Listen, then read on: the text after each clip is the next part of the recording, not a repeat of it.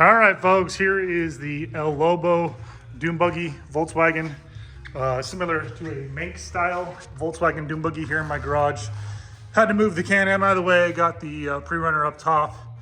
So actually I had to put this one on backwards because the arms, it is such a narrow car. But based on a 63 Volkswagen chassis, this is, like I said, a Volkswagen Dune Buggy El Lobo. This is different than the Myers Manx. Still a very popular, but yet very rare car. Not as rare as an original Manx. And then the El Litos, some people can't differentiate between the two, is El Litos have a factory fin right here. That was kind of like a copy. But this is a very, very clean car. Has a sombrero top right here, which comes off. So to start, about 6'2", 6'3" or so is the max you want to be with the top on. Obviously about 6'6" with the top off. I'm 6'2", 240 pounds. I have, right about the limit of the headroom with the top on. My knees don't hit, but you can adjust the seats. The seats just go up right here, so you can actually just drill your holes.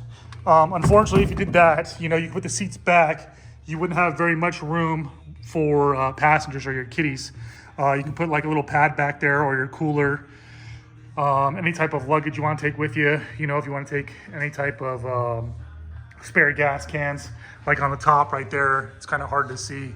I'll zoom in. Those are Roto Packs top cargo gas cans. They're about 150 bucks a piece. You can take those with you if you wanted to go off-roading.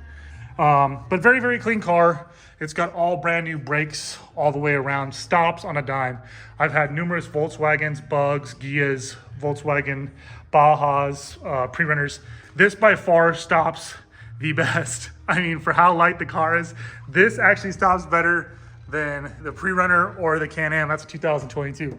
Car probably weighs somewhere in the neighborhood here of, my guess is right around 1,000 pounds, if that. I mean, the body probably weighs 200. I know these Volkswagen motors weigh around 2¼ 234 pounds, at about 90 pounds or so for the transaxle. So you're about 500-600 pounds. Wheels and tires, you're probably looking somewhere in the neighborhood of, about 700-800 pounds, and then your seats and miscellaneous stuff like that. So very, very, very lightweight car. Stops absolutely perfect.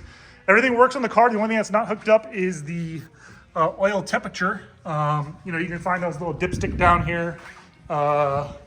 They're usually about 40-50 bucks from Australia. I think it's usually where they come from. This one has the very nice wind wings, so keeps all the wind off you. Very, very nice. Glass windshield wipers work. Fuel tank. It's got high beams and low beams, which I will show you. Turn signals, built-in mirrors right here. Like I said, the top comes off.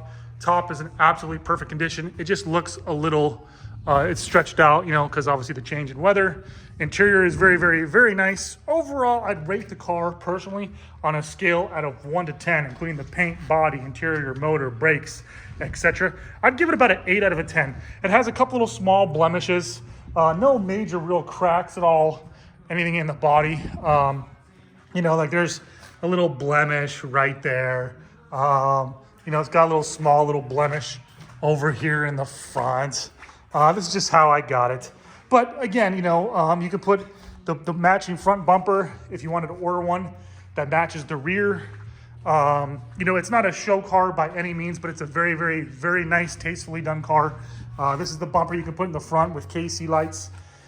1200cc single port motor, does about 65 or so. You can hop on the freeway, just not for long periods of time. Has a couple nice upgrades on the motors here. So this does have the Pertronics. This is the Bosch 009 distributor competitor, the Pertronics flamethrower, and it does have the matching Pertronics coil flamethrower there.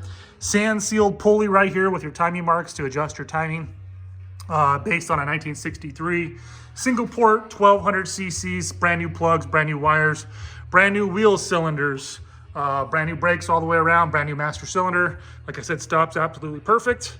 Ceramic coated exhaust with the MP bolt-on oil valve covers. I'm sorry, not oil, but valve covers. Not the biggest fan of them, but actually those don't leak for surprisingly on this car. Usually these rubber seals tend to leak. No drips at all on the car, doesn't drip mark or anything. Pickup breather tube right there, new fan belt. Here you go, here's fan belt right here. There's one of those from AutoZone. You know, NGK plugs, best you can use right there. Lots of good stuff. So going over to the car, top's in great condition. Like I said, you can take it. It's got the wind breaker right here, the mesh wind breaker. Back here, you have a nice little storage cubby compartment for, you know, registration, insurance. Let me turn on your lights here, which you will see. So your lights will come on. That's gonna be your lights. Turn signals on right now, I believe. So you got your headlights. You got high beams and low beams. Left turn signal works. Right back here, got like the Mustang kind of Corvette tail lights. These are actually kind of like the Corvette ones. Left turn signal, license plate lights. Left turn signal right here. You got your right turn signal as well. Right turn signal right there. And then your right turn signal again right there. Got high beams and low beams. You got a horn right here, which your horn works. There's your horn. So it's a cool little car. Windshield wipers all work, which I'll show you right here. Let me turn on the key again, sorry. So this is your, this is your switch for, you know, if you want to put like a lighted whip, this is your switch for your wipers. So your wipers all work. You could put on like a live whip for a flag for the dunes.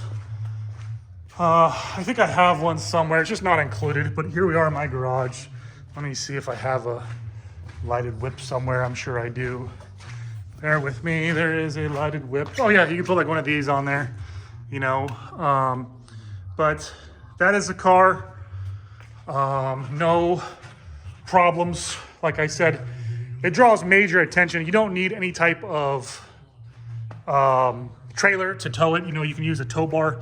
You can buy a tow bar. You know, you can buy one. I have one that I'll sell you for $100. You know, tow bar right there. Bolts right on. Put it neutral. Tow it wherever you want to go. No leaks on gas. And like I said, it's just a fun, cute little car.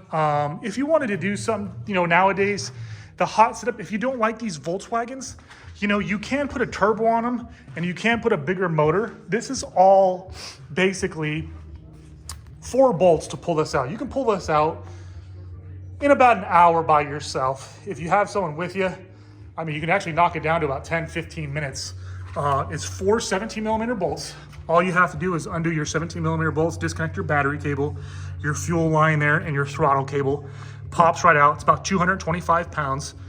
You can upgrade to like, you know, a 1600cc 41, you know, 1776 dual port. Stay away from the 1835s, then go up to the 1915s. You can do like a stroker motor, 2276.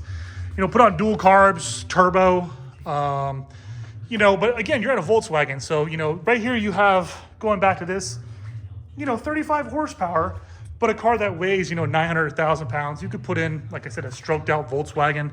You know, probably cost you about $4,000. You can buy them used on Craigslist, turn around and sell that. You can put on bigger heads, bigger carbs. Like I said, turbos, bigger cams, bigger, you know, cranks. But, you know, if you wanted to do something different, you know, nowadays people are doing, you know, you can do Subarus from Kennedy Clutch.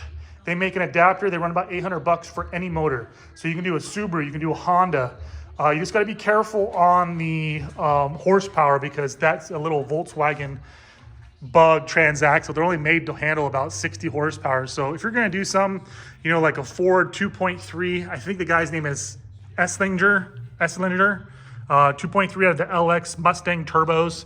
You know, you get about 150 horsepower to those. The Ford Thunderbirds, it'll cost you basically, you know, getting the motor probably $1,000, $700. Get the Kennedy clutch adapter, and then a radiator from eBay, about 150 bucks, and for probably about $2,000, $2,500, you can have a nice little 2.3. I know places down here in Arizona that do the swaps. If you wanted to do an Ecotech, whether a 2.0, 2.2, 2.4, or 2.5, they use little Ecotechs out of the Chevy Cobalts, the Chevy Malibus. They run about, you know, $700-800, and then you want to have someone swap it, you're probably looking about $4,000 complete swap. But you know, you have 175, 190 horsepower, fuel injected. You can go to Subaru's EJ20s, which are awesome motors, little Porsche Boxster motors. EJ25s, you can pick those up for $600 on eBay. Hondas are great motors, you know, a little 4-cylinder, you know, a little red top, a little K20 or a B16, you know, 160 horsepower, it'd be smoking in this car. You know, I just like the Volkswagens, very, very easy to work on, needs absolutely nothing. Everything's readily available. You know, you start going to stuff like this, these Can-Ams and stuff, you know, you got to get parts, which are, everything's $1,000. This thing has great tires. Like I said, all the tires are new. There's no rust whatsoever. I mean, look how clean it is underneath this car right here. So it's not been hacked up. Very, very, very clean car. If you have any questions about anything, you want to come by and drive it, I'll put it up on the 4-post lift up there. If you want to see, I can go all the way higher here in my garage. That way you can see it, but I got nothing to hide, no secrets. So here it is. So I just lower it down here and lock it in. And if you want to stop by and inspect it before you buy it or have an inspector come out, got nothing to hide.